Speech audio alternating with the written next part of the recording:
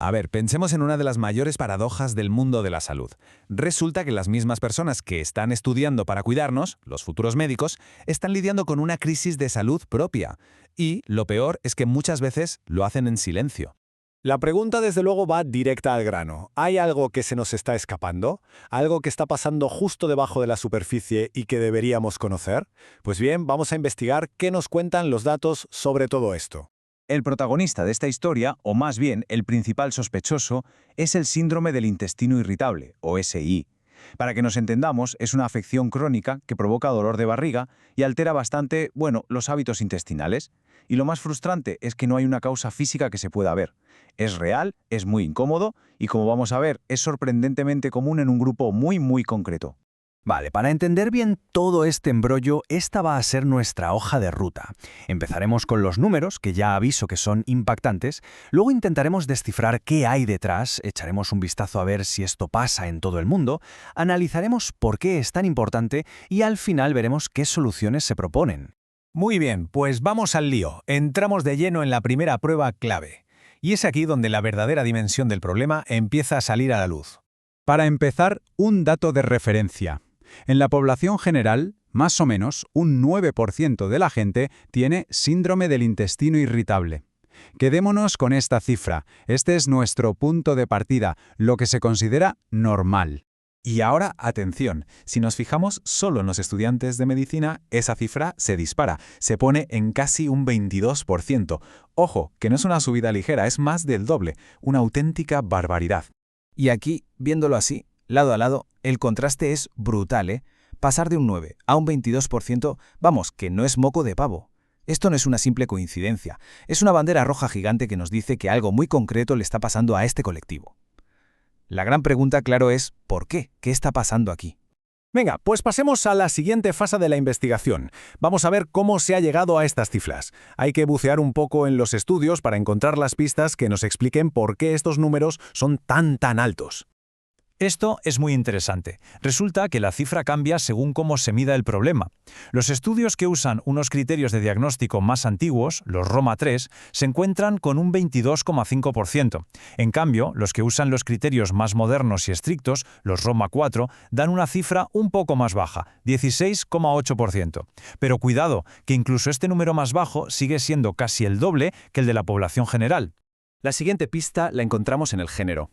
Los datos son claros, hay una diferencia bastante notable. Casi el 27% de las estudiantes de medicina lo sufren, frente a poco menos del 20% de los hombres. Y esto no es algo puntual, es un patrón que se repite en todas las investigaciones.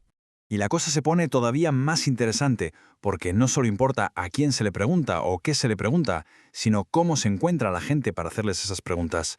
Y ojo con esto, porque es súper importante. Cuando los estudios se hacen, digamos, de una forma más informal, con encuestas a quien pillan a mano, lo que se llama muestreo no probabilístico, la cifra es de casi un 21%. Pero ¿qué pasa cuando se ponen serios y usan un método científico totalmente aleatorio y riguroso? Pues que la cifra se dispara casi al 30%. Esto nos da una pista muy clara, es muy probable que el problema real sea todavía más grande de lo que pensábamos. Vale, hasta ahora hemos visto el qué y el cómo. Ahora vamos a ampliar el mapa. ¿Es esto un problema de un país o una región concreta? ¿O estamos hablando de algo que pasa en todas partes?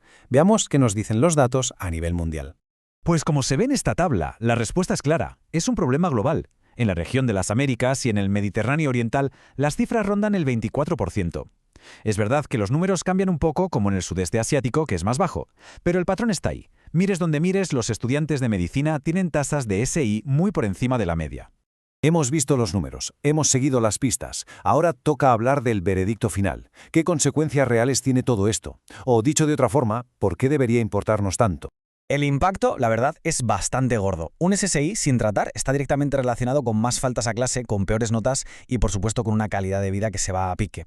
Por si fuera poco, está muy ligado a la ansiedad y la depresión. Y la paradoja final es que acaba generando más cargas sobre los mismos servicios de salud que estas personas se están preparando para dirigir algún día. Esta cita del estudio lo clava, lo resume a la perfección. La clave de todo es que esto no se queda solo en el bienestar del estudiante, afecta directamente a su formación y a la larga podría tener un impacto real en la calidad de la atención sanitaria que recibiremos todos en el futuro. Bueno, ¿y qué hacemos con toda esta información? La buena noticia es que la investigación no se limita a señalar el problema, sino que también nos marca un posible camino para empezar a arreglarlo. Los autores proponen 4 pasos muy claros y prácticos. Primero, que todo el mundo use los mismos criterios para diagnosticar. Segundo, usar los métodos de muestreo más rigurosos para que los datos sean de fiar. Tercero, hacer un seguimiento de los estudiantes a lo largo de los años para entender cómo evoluciona el problema. Y cuarto, y quizás lo más importante, crear programas de detección y de ayuda dentro de las propias facultades de medicina. Y con esto nos quedamos con una reflexión final. Si la gente que se está preparando para curarnos empieza su carrera con esta carga física y mental tan enorme, ¿qué nos dice eso sobre el futuro de la sanidad?